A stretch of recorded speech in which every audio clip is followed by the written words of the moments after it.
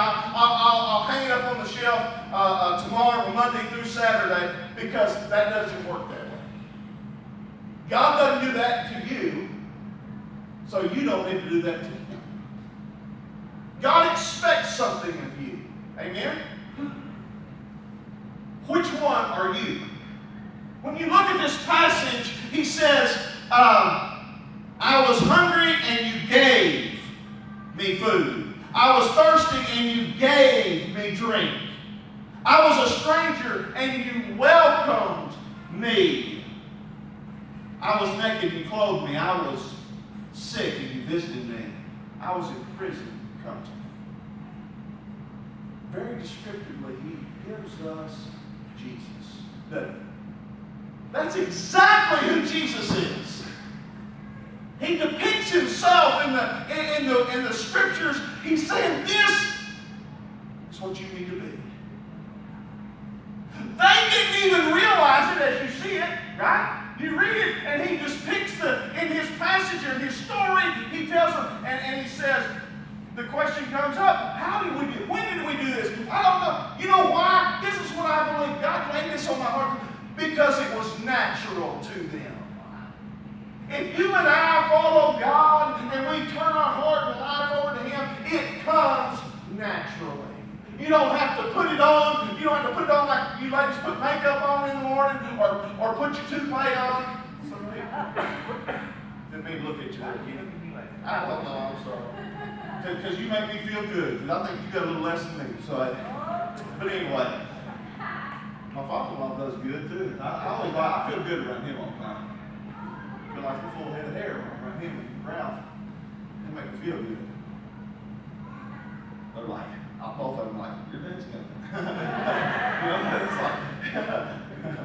But can you see as he's depicting between the two? He's saying one did this, one did that, one did this, one did that. They didn't even realize they were doing it. But he's saying you're going to inherit something. You're going to receive something because you're doing what you're supposed to be doing.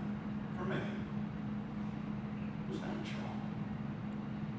But on the flip side of that, he had a group, the goats. Didn't he say sheep and goats? They had the goat side. He's eating none of that.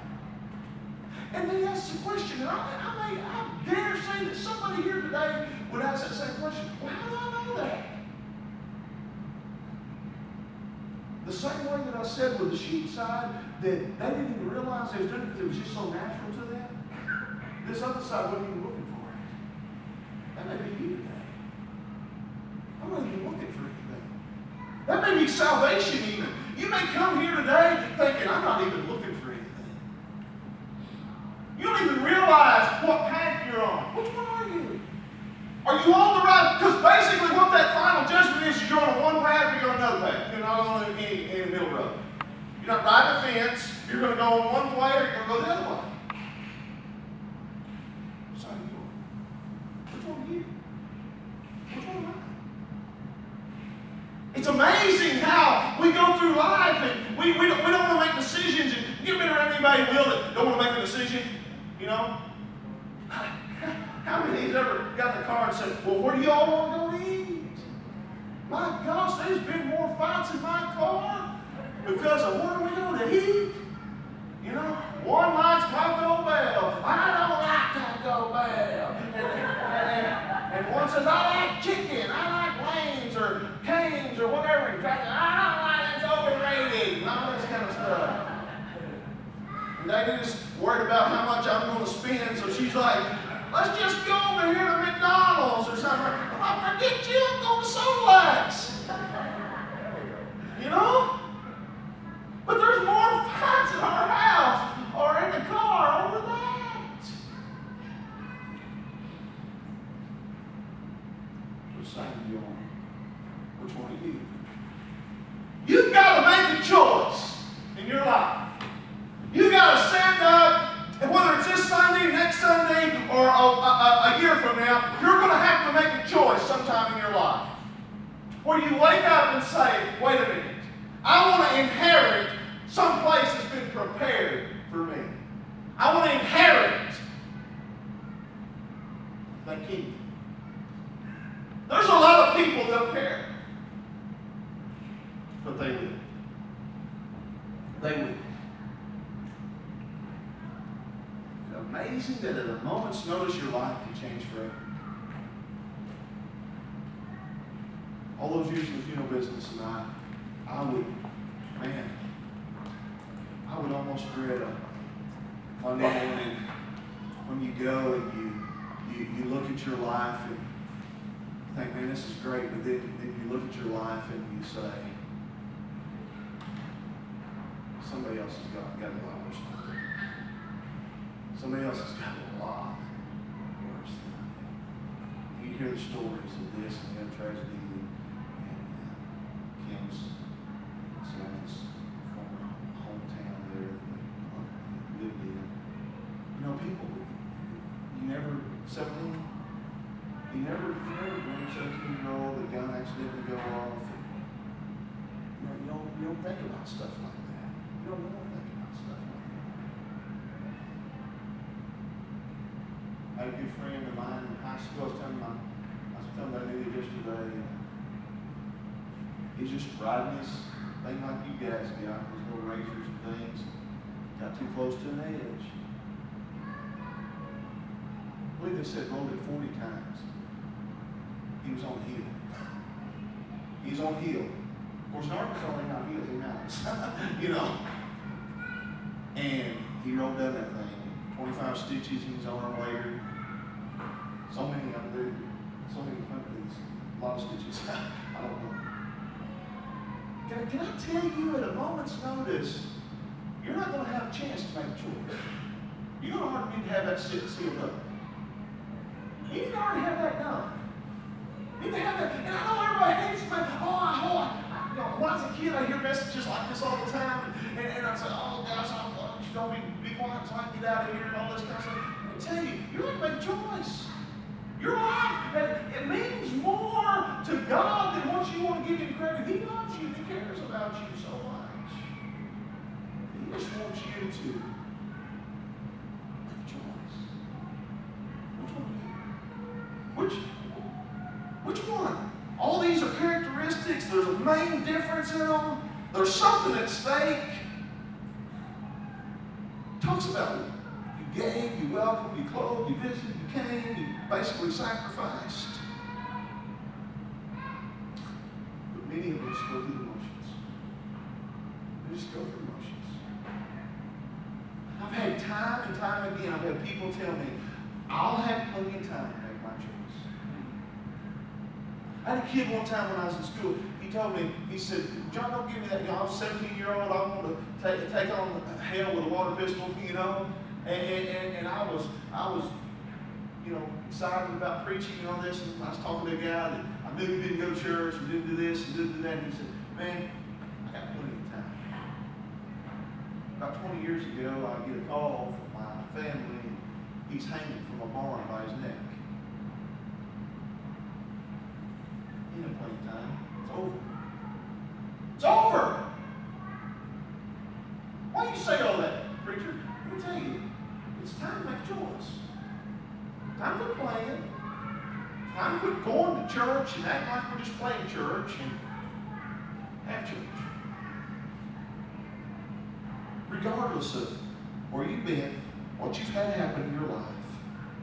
Because as is depicted in Matthew 25, there is a place that's prepared, that's great and wonderful, but at the end of that, it says that there's punishment. Nobody wants to. But there's choices. Choice you're going to have to make. Choice I'm going to have to make. So which one are you? Second point I want you to put down is, it's not about you. Has anybody ever told you that? Has your wife or has your mom or your dad or somebody ever told you it's not about you? Well, I'm going to tell you today it's not about you. We live in a world we live in a world that everybody thinks it's about them.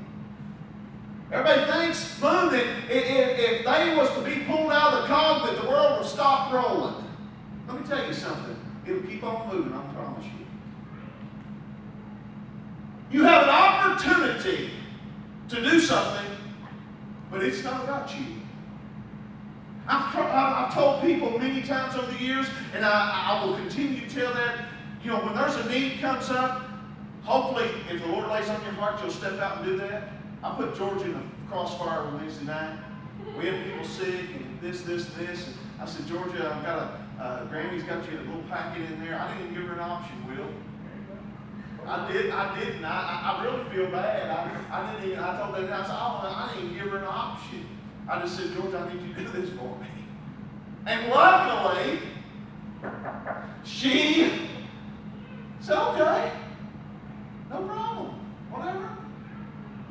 And it was priceless. Let me tell you what these kids done to Georgia. She walks in, and they said, what did they use? How old? Oh, they told me I was 29. I was like, 29. And she was like, you could have given her $1 million on her. See, they said, oh, you look 29. And I'm like, all right, thank you, Lord. You know, I didn't tell them to say that, but thank you. You know what that told me? What about her? What about her? It's about those kids. And she had a house full. I felt bad about that too. No, I didn't. Because, yeah. And Gary on the way home, he's like, yeah, she was fine. It's not about us. If you come and sing or play or do anything that we do here and it's about you, then we've got problems. You've got problems. If I come up here and say it's about me and it's no, it isn't. It's not. It's about what God wants to do. It's not about you. In Leviticus chapter 19, I come across this last week as I was kind of cross-studying with our lesson on Wednesday night. Wednesday night, if you all remember, in Mark chapter 12, Jesus was asked the most important commandment. How many on Wednesday night remember that most important commandment? Can you tell me that most important commandment? Love God with all your strength, all your might, all your Everything. everything. You're everything. And But then he added something. That's what did he add? the second, it is just as important to love your neighbor as yourself. That's right. So as I cross-reference and studying about that, I come across Leviticus 19. Leviticus as a whole is this. God coming and telling Moses to tell the people how to act, how to conduct themselves, how to tell the priests how to do their business, what they need to do, and to tell the children of Israel, this is what you're going to do. And in Leviticus 19, there's a heading in my Bible, it's probably very similar in yours, that says this: love your neighbor as yourself. Very familiar from like we studied Wednesday night. But it says this: when you reap the harvest of your land, you shall not reap your field right up to its edge. Neither shall you gather the gleanings after the harvest, and you shall not strip your vineyards bare. Neither shall you gather the fallen grapes of your vineyard. You shall leave them for the poor and for the sojourner. I am the Lord your God. You're going to notice in this little passage I'm going to read, he's going to come back and he said, this is what I tell you. I am the Lord your God. In other words, listen to me. Can I tell you just real quick? We need to start listening to God. It's not about, you may be the smartest person, you may have more degrees than you've got teeth. But let me tell you, it's not about you. It's about what God is doing in your life. And God continues to tell them in this passage, he tells Moses, you shall not steal, you shall not deal falsely, you shall not lie to one another, you shall not swear by my name falsely, and so profane the name of your God. I am the Lord. You shall not oppress your neighbor or rob him. The wages of a hired worker shall not remain with you all night until the morning. In other words, if the guy works for you, pay him. Right? And you shall not curse the deaf or put a stumbling block before the blind, but you shall fear your God. I am the Lord. You shall not do no injustice in court. You shall not be partial to the poor or defer to the great, But in righteousness shall you judge your neighbor. You shall not go around as a slanderer among your people, and you shall not stand up against the life of your neighbor. I am the Lord. You shall not hate your brother in your heart, but you shall reason frankly with your neighbor, lest you incur sin because of him. You shall not take vengeance or bear a grudge against the sons of your own people, but you shall love your neighbor as yourself. I am the Lord. Wow, what a great concept. What a wonderful thing that would change the world if we would just do it. Amen? If we would just wake up and say, it's not about me. Everything that he is teaching the children of Israel and those priests of that day, he's saying it's not about you. It's about what you can do for others and those around you. Going back to Matthew chapter 25, he is telling them it's not about you.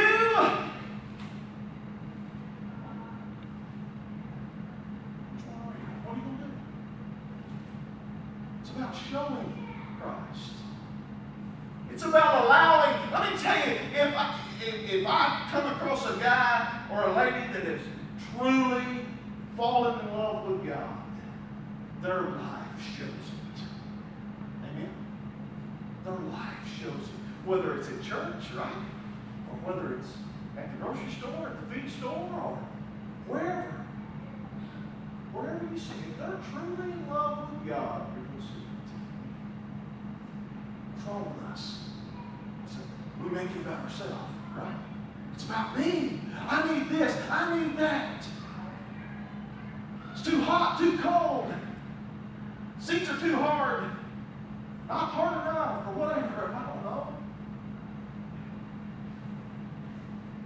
Can I tell you, we have got to get a hold of the concept that God said in the pretense of this world, when he says, if you want to see something take place that's going to change your world forever, it's not about you. It's about what I have in my life to show you. In my way, I want to show you. We come up Wednesday night, I remember us sitting there, and I remember Stephen, you remember saying this? That's tough sometimes. Remember saying that Wednesday night? It's tough sometimes to love your neighbor like this or like that, because he lives next to Chris. That's why it's hard to love your neighbor. But anyway, but his neighbor's worse than I'm not. But no, he spoke a lot of truth to that. It's so hard. He said exactly this. He said it's hard to love everybody. And it is. We talked about that. But to have the heart that God wants us to have will make that day a lot better. If we would just get a hold of everything in our life and say, it's not about me, it's about God. Maybe you're looking at your life and you're saying, I don't know what's going on. I don't know what I'm dealing with. I don't know what I'm messing with. If it's about you, you're dealing with the wrong thing. You need to change your way of thinking about things. Who you with? Who you serving? Are you just going through the motions? Or are you really doing something? Because one day you're going to choose. One day the sides somebody's going to say, oh, it's over. You ever play a game and then all of a sudden they say, stop! Stop! Hold it! You know, it's a timed game, and they'll stop everybody. Well, one day that's going to happen. They're going to say it's over. One of my favorite verses or challenging verses is in the Old Testament where it says, where a tree falls, there's where it will lie. In other words, you're not going to put stilts back around it. It's over. When it falls, it's done. It's over. So my job as your pastor is to do this, to help you be ready. Moses' job to the children of Israel and to these priests was this. God tells him, tell them this, and his job was to tell them, and their job was to do it. It's not about you. You will see something great happen in your life. live a life